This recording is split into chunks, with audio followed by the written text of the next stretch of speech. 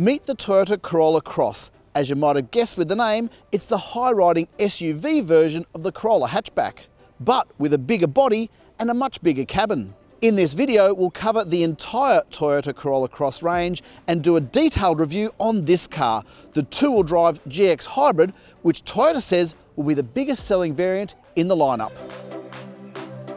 Just when you thought the SUV market couldn't get any more crowded, another serious contender has squeezed in. The Toyota Corolla Cross has joined the booming small SUV class to challenge the likes of the Subaru XV and Mazda CX-30. But it delivers fuel-sipping hybrid technology. While the concept of a high-riding hatchback was pioneered 10 years ago by the Subaru XV, effectively a Subaru Impreza in hiking boots and a puffer jacket, other brands have come out of the woodwork with their own take on the theme. Although it shares the Corolla name and underpinnings, the Corolla Cross has a completely new body that delivers a much roomier cabin, a bigger cargo hold, and better visibility thanks to the large glass area. There are three model grades: GX, GXL, and the new flagship Atmos. All are available with a 2-litre 4-cylinder petrol engine or a 2-litre petrol engine paired to a hybrid battery pack and an electric motor. There are 8 models in the Toyota Corolla Cross range, 3 petrol and 5 hybrid variants. Here are the prices excluding metallic paint and on-road costs such as registration, stamp duty and dealer delivery fees. These prices position the Toyota Corolla Cross between the Toyota Yaris Cross and Toyota RAV4. All models come equipped with a full suite of advanced safety technology such as autonomous emergency braking, radar cruise control, speed sign recognition, blind spot warning, rear cross traffic alert and door exit warning. LED headlights, a sensor key with push-button start, Apple CarPlay, Android Auto and a digital instrument cluster are also standard across the range. There's an 8-inch infotainment screen on the base model GX and a 10.5-inch screen on GXL and Atmos. And the Atmos has a full-width 12.3-inch digital instrument cluster rather than the 7-inch display on GX and GXL.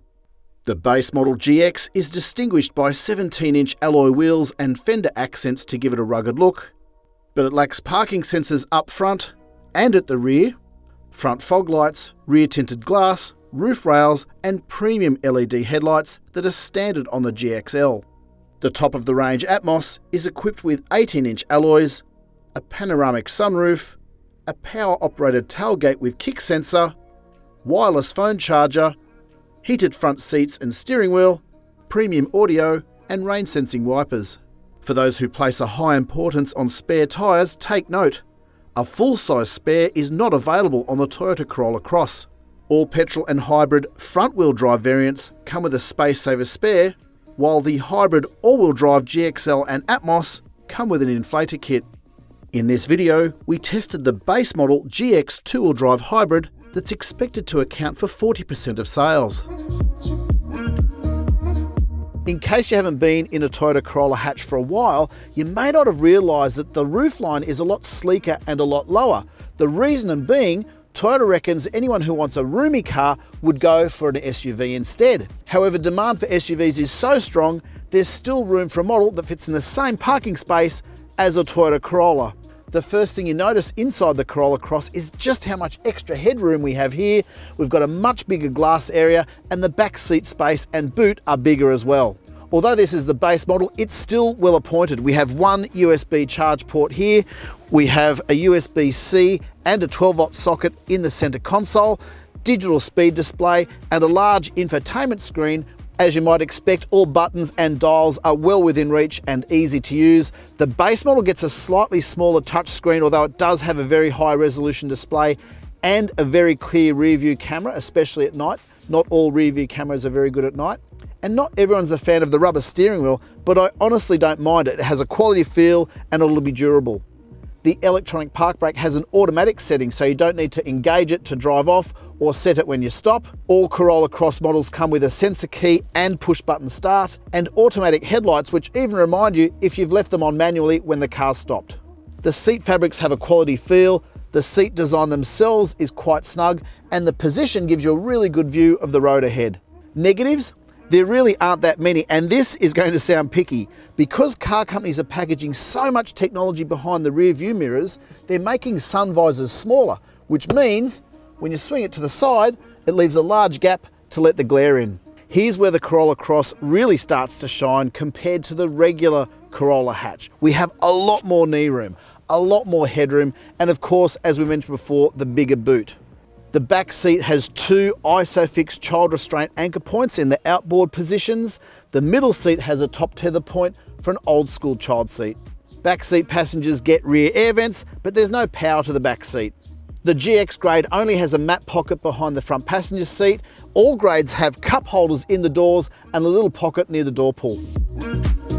For those who've not driven a hybrid before, the biggest surprise is just how quiet the car is. Most of the time when there's enough battery power on board, the car will move from rest on electric power alone before the petrol engine kicks in at about 35-40 kilometers an hour. What many people don't realize is moving from rest is actually the thirstiest part of driving, other than revving it up a hill or punching a hole in the air at 100 kilometers an hour at freeway speeds. And that's why you see incredible fuel economy numbers. We've been driving this Corolla Cross for a week, and all told, it's showing a fuel readout of 4.1 litres per 100 kilometres. That's roughly half what you would get in a normal petrol-powered small car. Likes? The driver has a really commanding view of the road ahead thanks to the tall driving position. The large glass area makes it really easy to see around the car. The fuel economy is remarkable. The tyres are quiet even on coarse chipped surfaces. The steering is light and precise, the suspension soaks up bumps well, and overall it's just a really comfortable and easy car to drive. Honestly, there's really not a lot to dislike about this car. But of course, no car is perfect. Dislikes? I'm a little annoyed about the sun visor not going all the way along the side window. And this might seem picky, but when you apply the brakes over an expansion joint or a ripple in the road, a couple of times we've heard the anti-lock brake system have a bit of a groan. The braking performance is still there, but I can see some customers taking it back to a Toyota dealer to get them to check it out. Other than that, the Toyota Corolla Cross is a really easy car to like. And in fact, I don't think you need the dearer models. To me, the base GX is all the car you need. While the Toyota Corolla Cross might be a bit vanilla for some tastes, we reckon Toyota has another winner on its hands. It's the right size and the right car at the right price in a booming segment of the market. While a lot of customers will go for the medium and high grade models, we reckon the base model GX two-wheel drive hybrid is the sweet spot in the lineup. Indeed, we reckon the Corolla Cross is going to be so successful, it could even outsell the Corolla hatch. Please hit like if you've enjoyed this video, subscribe to our channel so you don't miss any future updates, and go to Drive.com.au where you can read the full review on the Toyota Corolla Cross.